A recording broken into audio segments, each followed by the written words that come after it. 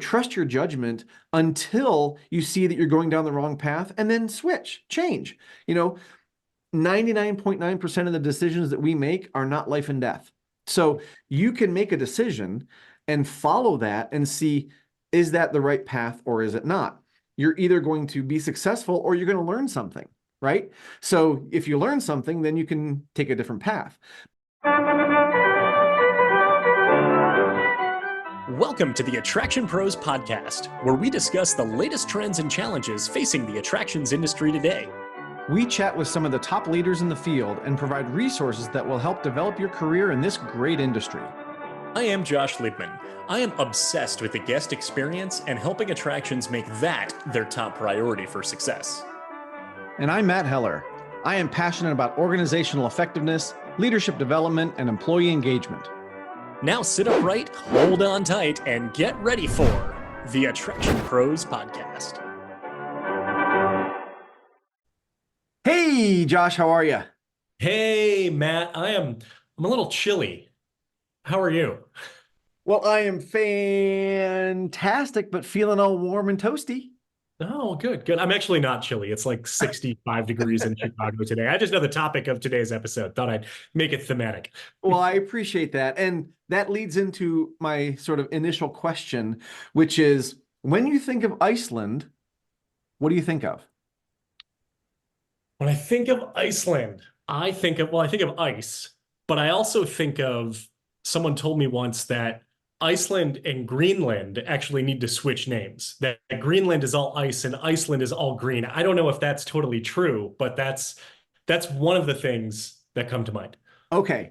I think it depends on the time of year. I've never been to Greenland, but today's episode is going to be all about the attraction experience in Iceland. And since we went in the wintertime, there were definitely parts of the island that were completely snowed over.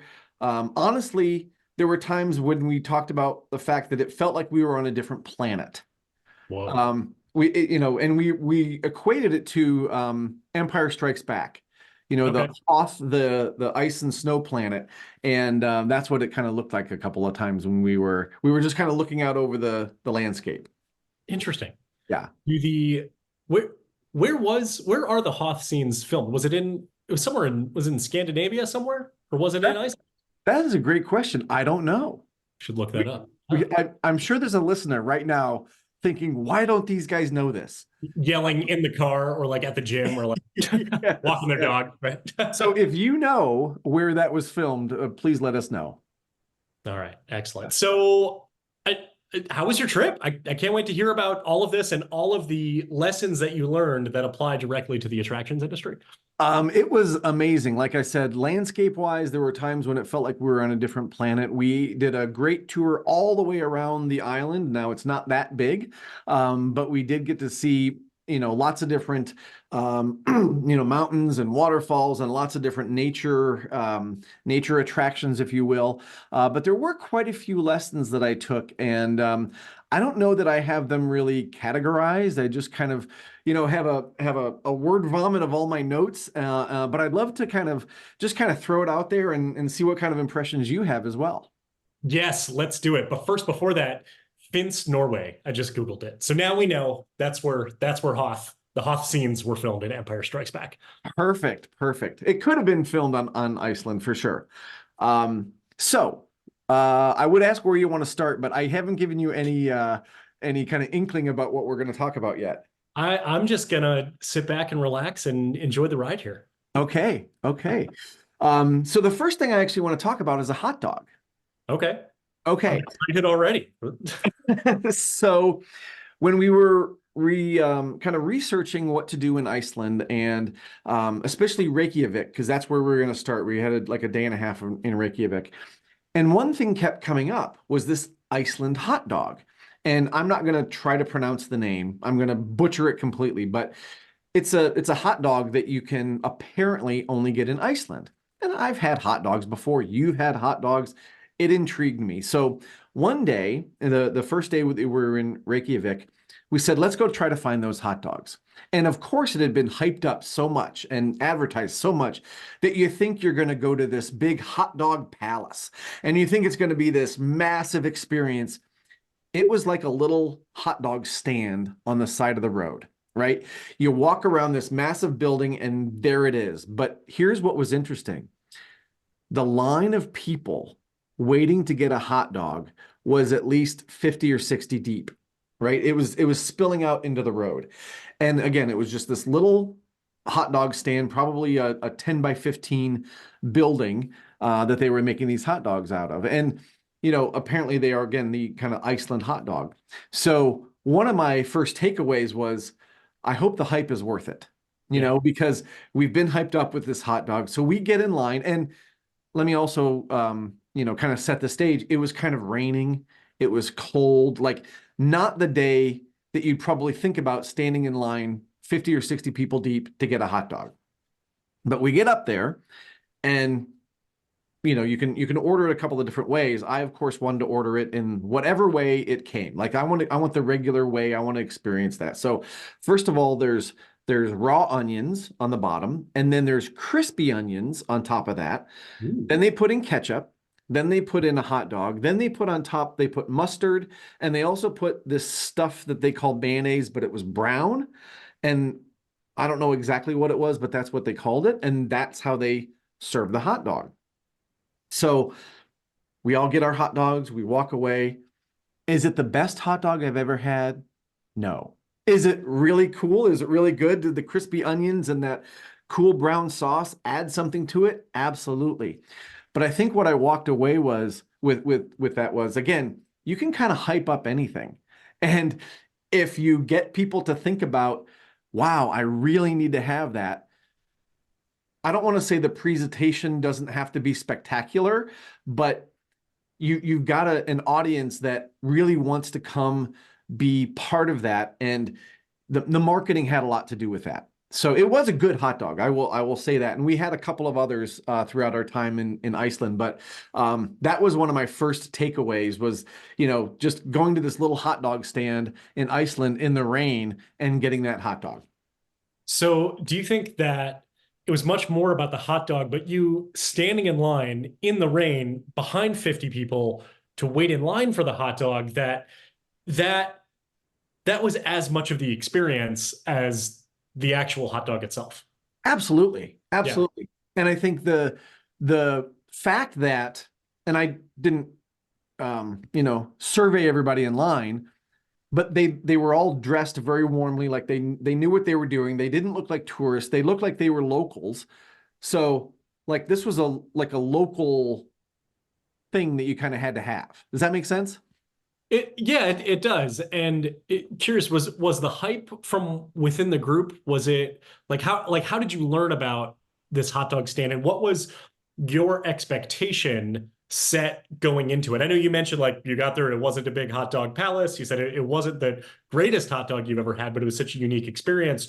What was the scene that was presented to you and by whom that led to the decision to go get the hot dog?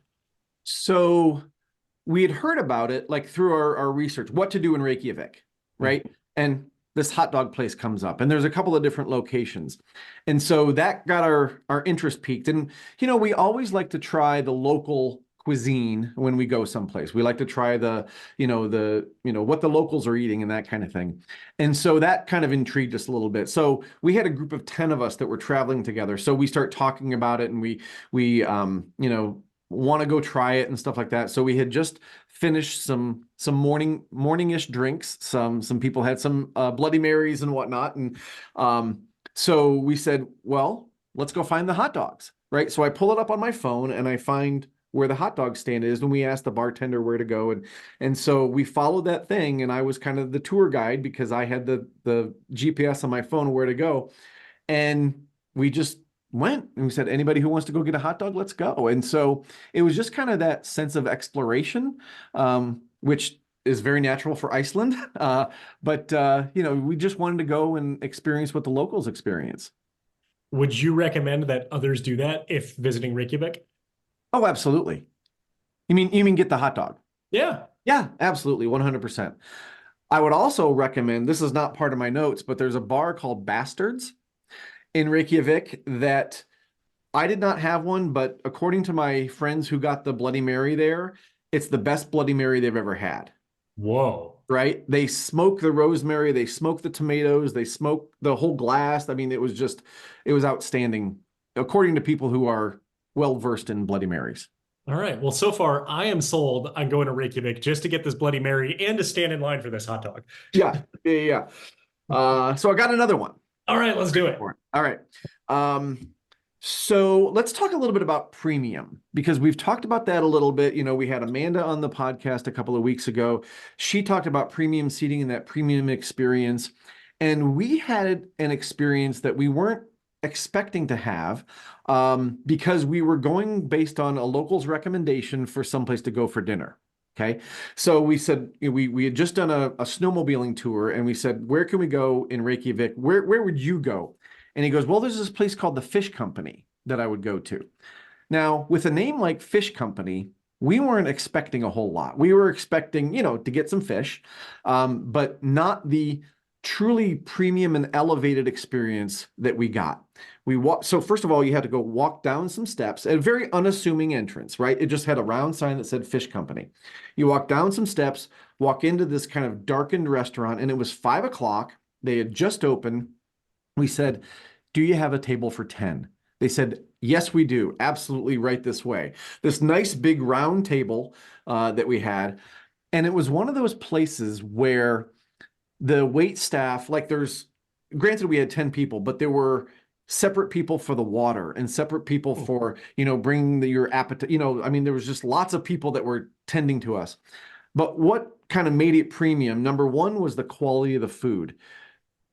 One of the guys that was with us, he's kind of what would you say, an amateur chef, if you will. Like he really loves his food and everything. And he's toured the world in his previous job. He's now retired. But he said that was one of the top 10 meals he's ever had in his life. Whoa. Okay. So I thought it was really good. Great meal, but like for him to put it in that upper echelon was premium, like in terms of the quality of the food. But it was also that when they would bring something out or they would explain the specials or something like that, I mean, they really talked about what was in it. So you bring out this plate of food and I can tell what the fish is, but they're like on the dish that I got, there were 3 different fish, right? So they said, the brown one is this, the red one is this, the red one. So there was all this explanation that it may sound like it's, just kind of I don't know if it's a throwaway, but like they're just explaining it to make you feel better about it or so you understand it. But it really enhanced our ability to talk about it later. And then we could say, oh, I really like that fish. Oh, I really like that part of the dish. Or, if somebody else got the same thing across the table, you could really talk about the different kind of things that you got. And I think it really elevated the experience because it wasn't just this really great tasting plate of food, but you knew what you were eating. Yeah. So to me, that leveled it up to the next level of premium. Well, it's one of those granular service touch points of when you deliver the food, the way that the food arrives at the table means so much in their service, their hospitality had to match, like you said, the quality of the food and being, for one of the members of your group, one of the top 10 meals in his entire life. Yeah. If they would have come over and be like, all right, who got the whatever fish, right? And just like plated it down and it didn't matter. Then if it's just about the food, then the experience itself drops a little bit versus they were able to take something that was already such, like you said, a premium product, and they were able to elevate that further, bringing in the intangibles that then enhanced your experience, which created a greater conversation afterwards. And that conversation leads to memory, and that memory leads to advocacy. So here we are talking about the Fish Company in Reykjavik on the podcast, that now you're sharing the food was great and the experience was just as phenomenal.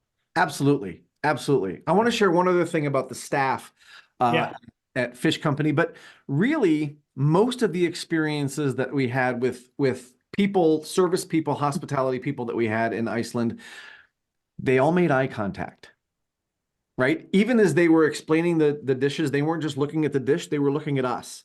as they looked around the table. Also, you know, like I said, other service people really, I think, I don't want to say they went out of their way, but it was very genuine in the way that they were making eye contact and creating a very palpable bond between human beings, if you will, right? Yeah.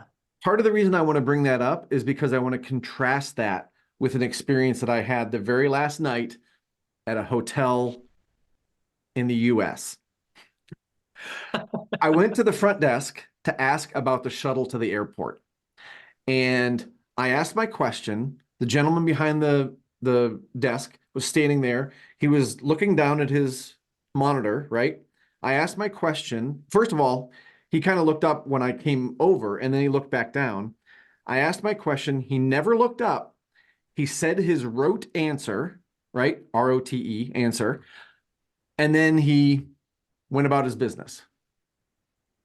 And I don't know if it was because we had gotten such great hospitality in Iceland that it really hit me how much I appreciate eye contact. And this thought popped into my head.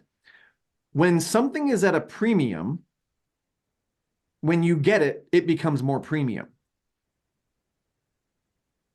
Go on. Hopefully that made sense. So when I noticed that he wasn't making eye contact, I recognized how much that impacted the interaction, and how much, when I think back to some of those interactions I had in Iceland, it made them more special. It made them more premium. So he was putting it at a premium by not allowing it to happen, right? And when we think about premium, it's exclusive, right? It doesn't happen all the time. And so when you say, at least this is how my mind was working, when you say something is at a premium, that means that it doesn't happen all the time, right? But when it does, it becomes much more special. So then I reflected back on my time in Iceland with all those folks. And I'm not saying everybody in the US doesn't, you know, provide eye contact, but this particular gentleman didn't. And it was a stark contrast to what I experienced when I was in Iceland. So that also got me thinking about that concept of premium, that when it is rare that something like that happens, when it does happen, it becomes that much more elevated. Did that make sense? That does make sense. Yes. Okay. And I think that like the takeaway from that is the challenge to say, how can we go even deeper with premium? Because something like premium has no plateau. It can continue to extend. So you could look around, you could say, all right, well, what is the baseline in my surrounding area, or the competitors, or at least like with whatever the guest is expecting? And then when I deliver that premium, there's the delta, right? There's the differential between what it is that they expect, because this is what they're used to experiencing. And then there's the experience you're providing to them. So where's that difference right there? If they are not used to experiencing something premium, then there's going to be a greater difference than perhaps someone else who is used to experiencing more premium service, or more enhanced service, or more enhanced experiences, or whatever it is. There's a smaller differential, right? Yeah. So the challenge for everyone listening to this, and in everything that we're doing, is to say, okay, can we make it even more premium, and using the intangibles to do it? Because you gave two examples right there. One is you had the wait staff who demonstrated their proficiency on what it is that you were ordering to be able to enhance what it was that you were eating, right? They weren't in the kitchen. They were not the ones preparing the food, but they are working side by side with the culinary team to say, okay, you are making the food. We are putting it on the pedestal that it deserves to be on, right? On the flip side, the gentleman who gave you the information about the shuttle to the airport gave you exactly the information that you were looking for, right? Like but quote unquote, like in air quotes, like did his job, right? You needed to know information about how to get to the airport. He gave you information to get to the airport. You had an expectation based off of everything in the past, was a week, 10 days or so that had filtered through this. And he said, okay, this is no longer the Matt Heller. I mean, I don't think it would be to begin with, actually, but based on just everything you had been experiencing that compounded upon each other, to say, man, this is, this guy couldn't cut it with the service providers I've been interacting with for the last week and a half. Yeah. 100%. And I think it's something that maybe when when you experience that all the time, you might start to take it for granted, Mhm. but you really notice it when it's not there. Mhm. And I think that's what that, the kick in the face for me was like, oh my goodness, Yeah. this is something so different than what I've been experiencing for the last 10 days. Yeah. So it was really interesting. Mhm. And everything we're talking about is intangible. You didn't tell me if you were staying at a 1-star or 5-star hotel because that's irrelevant for the type of experience you described. Absolutely. Yeah. Absolutely. Yeah. Yeah. Yeah. Yeah. Cool. All right. You ready for another one? Let's do it. All right. This one is about trusting your crampons. Okay. Do you know what crampons are? I not even gonna take a guess. Fair enough. Fair enough. So crampons are things that you would put over your shoe that have spikes in them that help you walk on slippery or icy surfaces. Okay. Okay.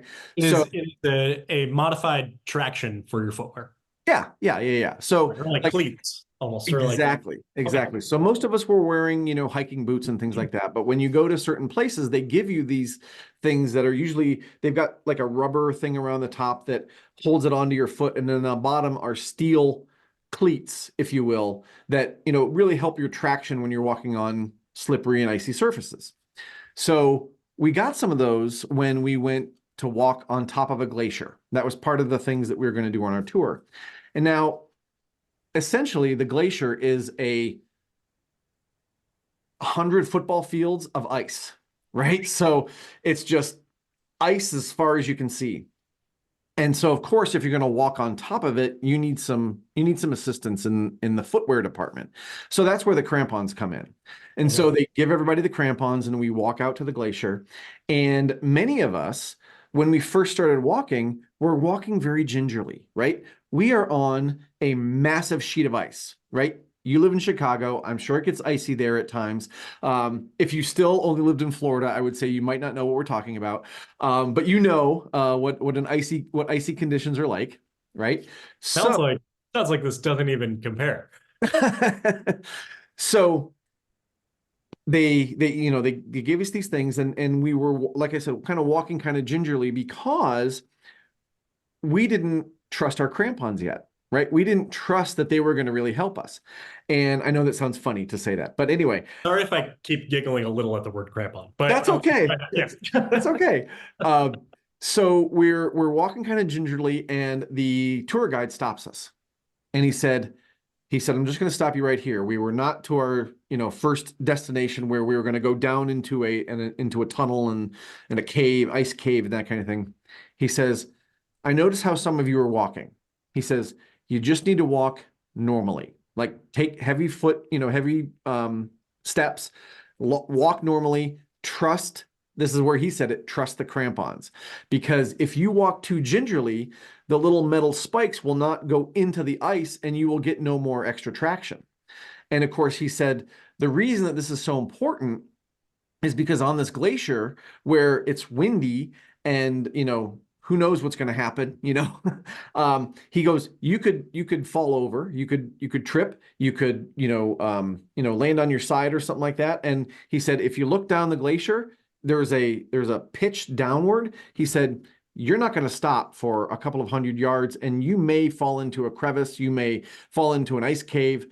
So it's really important that you trust your crampons, right? So that got us all walking a little differently, right? We started to trust our crampons. We watched how he did it. He just walked normally.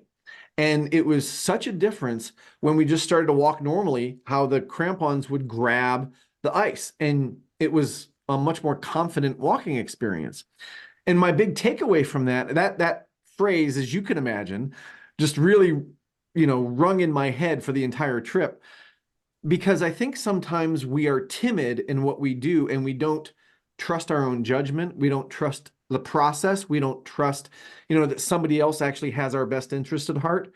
And so I think there's some lessons in there about, trusting a situation or trusting the equipment that you're using, if you know that it's sound and it's working well, that can help us be more confident and, like Star Trek says, boldly go where no one has gone before. So to kind of boldly go forward, take those heavy steps, trust your crampons. I think there's a lot of lessons there.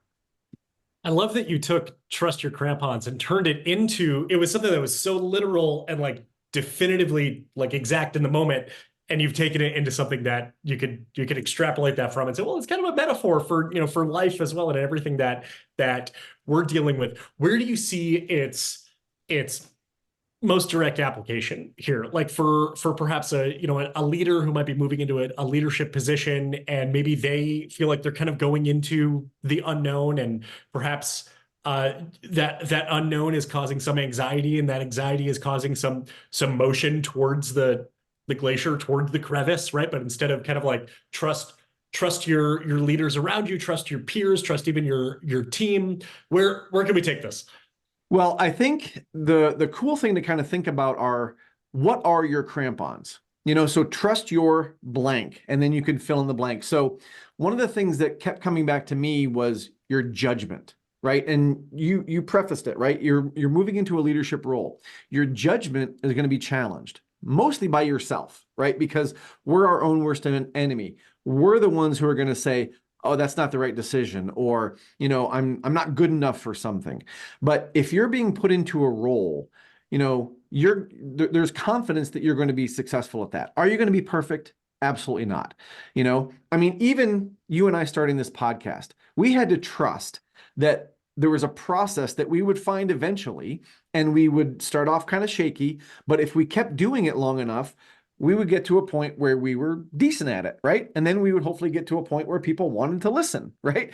And so you have to trust in that. And I think that judgment piece of it, trust your judgment until you see that you're going down the wrong path, and then switch, change. 99.9% of the decisions that we make are not life and death. So you can make a decision and follow that and see, is that the right path or is it not? You're either going to be successful or you're going to learn something, right? So if you learn something, then you can take a different path, but you have to trust that judgment. I think there's also, a clear tie into trusting a process, because so often we want immediate results. And this is not a generational thing. This is a human thing. Like, you want to see results. How many people go to the gym for 2 days and I haven't lost 50 pounds, so I'm quitting, right? Trust the process. Trust the fact that you're going to make mistakes and you're going to have hard times. But if you continue to do your best and put your best foot forward and seek out assistance from other people, and try to improve day by day, that process will take you much farther than doing nothing.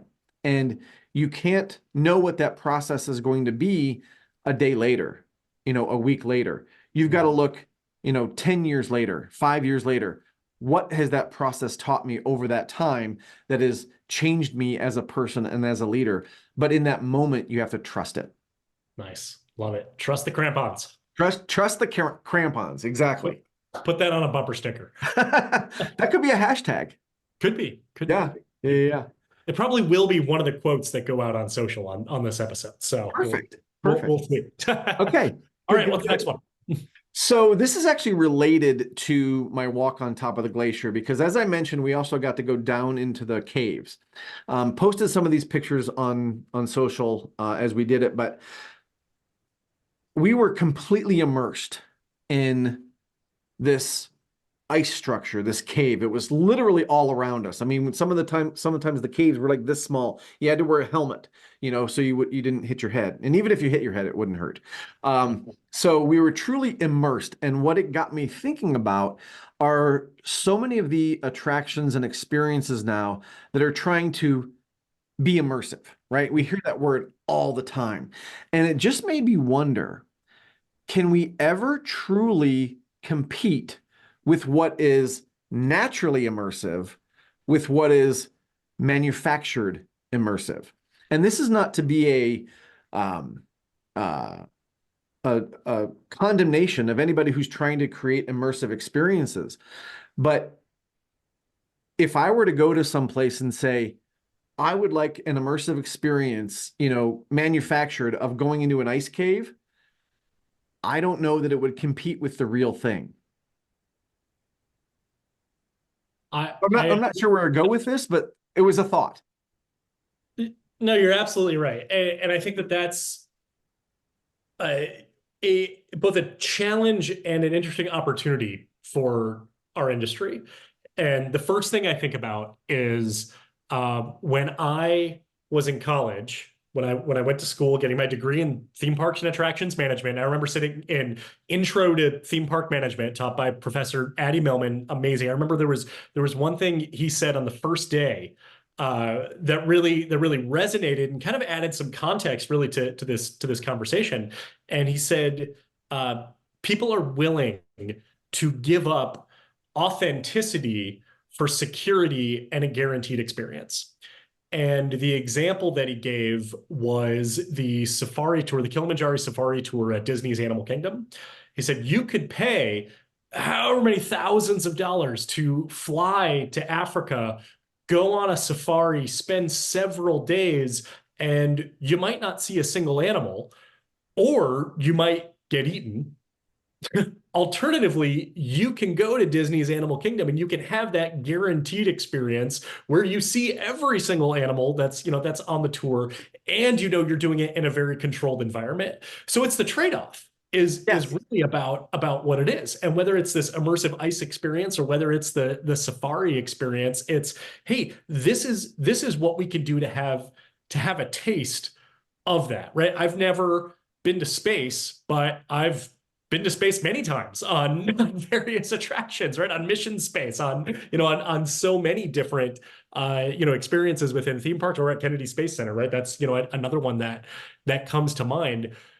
So it's an interesting way of phrasing it, of saying, can we truly compete with the manufactured immersive experiences versus the natural immersive experiences? And I don't know. I even wonder, I think that's a valid question, but I also wonder, like, is that the question, right? Is Hmm. it that, is the attractions industry competing with, like, if somebody said, oh, I just, went on safari in Africa, I'd be like, well, I don't need to. I've been to Animal Kingdom, right? Like, is that a fair comparison, right? I've Right. seen all the same things, but maybe it's the stepping stone. It's the taste of something that perhaps we might not be able to have in our lifetime. We have a guest who's coming up on the podcast actually in the next several weeks from a VR experience, from something that there's, I think, like 1,000 people in the world or something like that are qualified to do, or I think it's like in the low thousands. But through that VR experience, it's accessible to anybody. It's accessible Hmm. to children and grandparents and everything in between. So it's uh, is it that we're competing with naturally immersive experiences, or are we replicating them in ways that people can feel as if they have done them, and they know full well that they're not doing the actual real thing, but being able to understand what it feels like? Yeah, no, I think Yeah, you're absolutely right. I don't know why I use that word compete, good, because fair, yeah, maybe it's not right, maybe it is. But I definitely see where you're coming from. And what it made me think of also were zoos and aquariums, right? yeah. I'm probably never going to see a beluga whale in its truly natural habitat, but I can go Right. to Georgia Aquarium and watch them for as long as I want. And so that to me is maybe like you said, it's a great stepping stone, right? If someone's never going to go to Iceland for whatever reason, they don't want to, can't afford to, it's not on their bucket list, whatever, but they can go to an experience, they can go to an ice bar, right? And feel like, hey, I've been in Iceland, right? Or something like that. I've been immersed in ice. Maybe that's a similar feeling.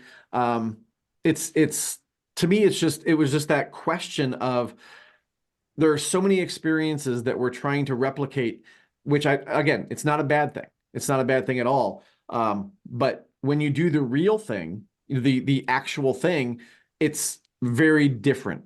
It's more visceral to me than it's just me talking. There As it was, should be, frankly, yeah, like oh, as yeah, like yeah. as two attraction pros talking, like it should be, right? When you do the real thing, right? Well, and I think there are things that you do outside of the parameters of what that I'll just use manufactured experiences versus the real one.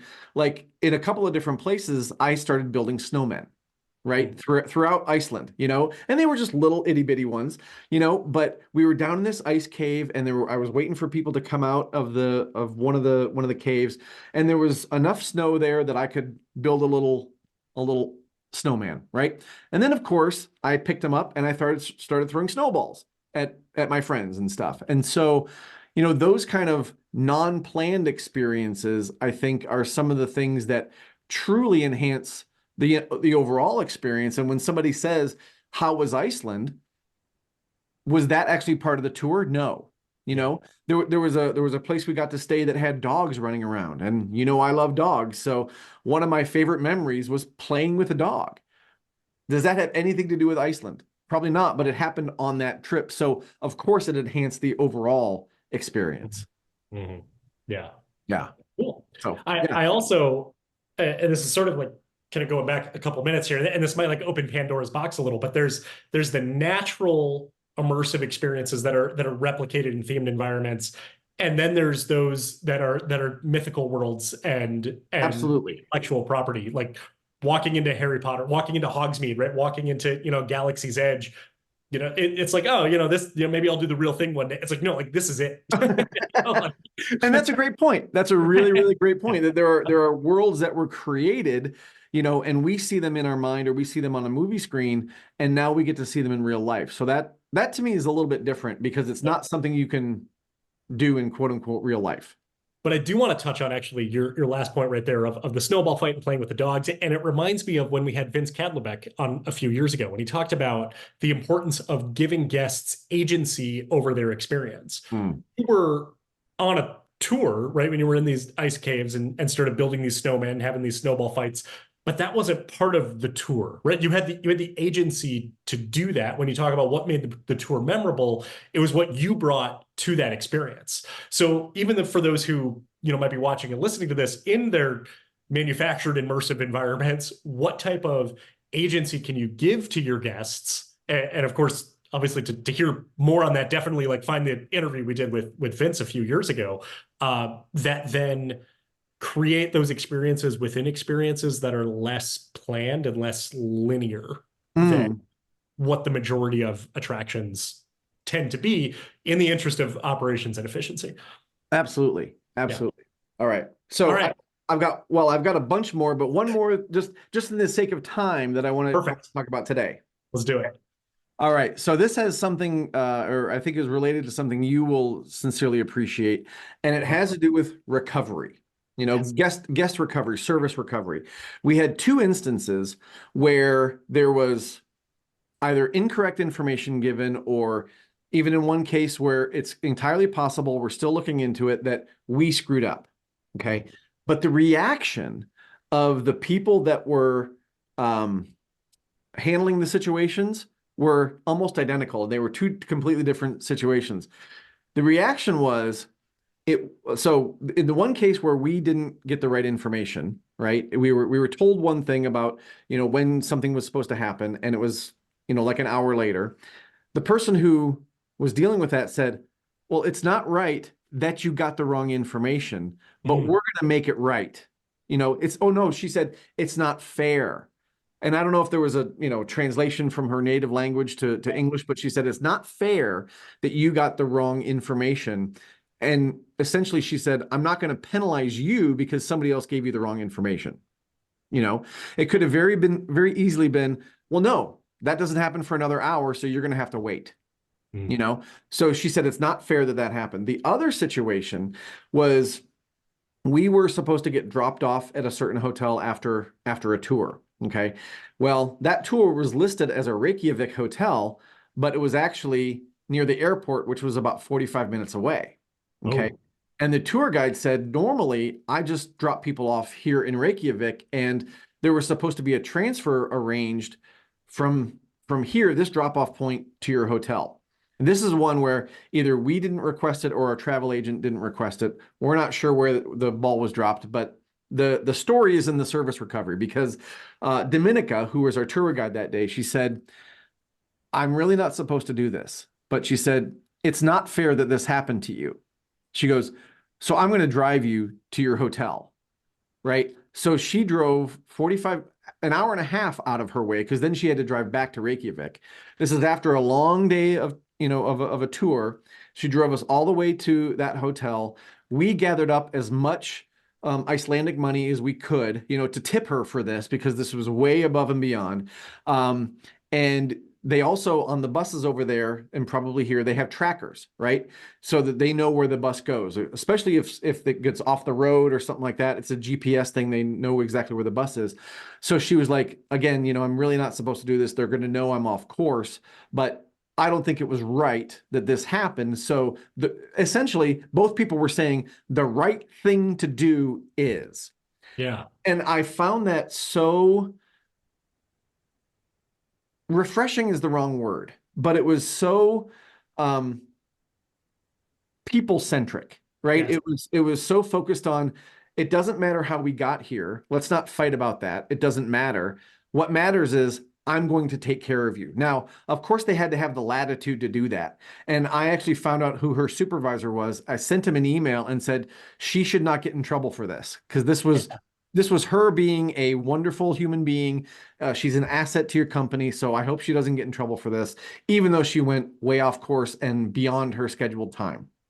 So it was just that thought process of I'm going to do what's right for this situation, and that's what's most important. That I thought you would appreciate. I love a good recovery story. So thank you for sharing that. What I love about this, and in both instances, they said it's not fair that this happened. Right? Yes, Like same that wording. That's just so raw, right? Like it's so it's so direct. It's a little bold, right? There's nothing corporate about that statement, right? It's not like trying to be soft and fuzzy and like tiptoe into it. Be like, it is not fair what happened to you, like point blank, which immediately shows you their level of concern, almost their like level of intensity of concern that the experience you had was not the experience that you should have had. Yes. Which then transitioned into immediately, we're going to fix it and we're going to make it right. We're going to do exactly what it is that you need, that you expected, regardless of how we got to this point. And the recovery was exact. Like she just said, well, what's the most common sense solution? I'm going to drive you to the hotel. It's not, here's a gift card for when you come back. It's not like, and like maybe like do that in addition, like if you want to like if like that's your recovery toolbox or whatever it is, but it is, let's make it right. Let's get these people to where they need to be physically, literally, geographically. So, well, and I think, you talk about the last or Latast model, like she never apologized. she didn't need to say, I'm sorry. No. And we knew it wasn't her fault, right? But she acknowledged that what we, just like you just said, what we went through was not what we should have been going through. Yeah. And then she just made it right. When I talk about apologizing, I always preface it and say it's not just about saying I'm sorry, or it's not even just about like apologizing like as a verb, but it is expressing regret for what occurred and aligning your statement with what you experienced is not what you should have experienced. Yeah. Yeah. Absolutely. Cool. Absolutely. So, awesome. Love it. Those are some of my biggies. What are your quick takeaways from some of my takeaways? Well, the hot dog stand, Richard's Fish Company. I think that, based on your experience, it sounds like you had premium hospitality. I think that's my biggest takeaway from the stories that you shared, from the experiences that you had and the experiences that you developed along the way, the experiences that you made it yourself, right?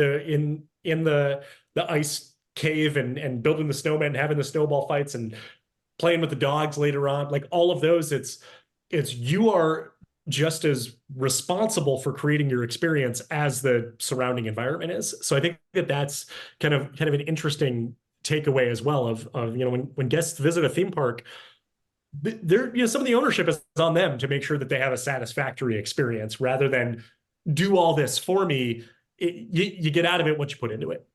Absolutely. No, and I think that's a really great point that in these situations, it was kind of set up for us to have some of that autonomy, right? And that agency in our experience. And I think sometimes we try to manage that experience a little bit too much, right? And we try to create, something where, every single moment is planned and every single thing. Well, and against me, right? I'm not speaking for everybody on a vacation every time they go on vacation, but I think for a lot of people, you need that balance of structure versus free time so that people can have those moments that they weren't expecting that raise the level of everything that they just went through. Yeah, little bit of serendipity. It's Yeah, awesome. yeah, absolutely. Cool, excellent. Well, thanks Yeah. for sharing all these takeaways. I appreciate it. Absolutely. And I would love to hear anybody's experiences who's been to Iceland. I'd love to compare notes. But for everybody out there who's watching and listening, just remember, we are all attraction pros. Thanks for listening to the Attraction Pros podcast. Make sure to subscribe so you can tune in when new episodes release. And even better, please leave us a review on iTunes. For more information, visit attractionpros.com.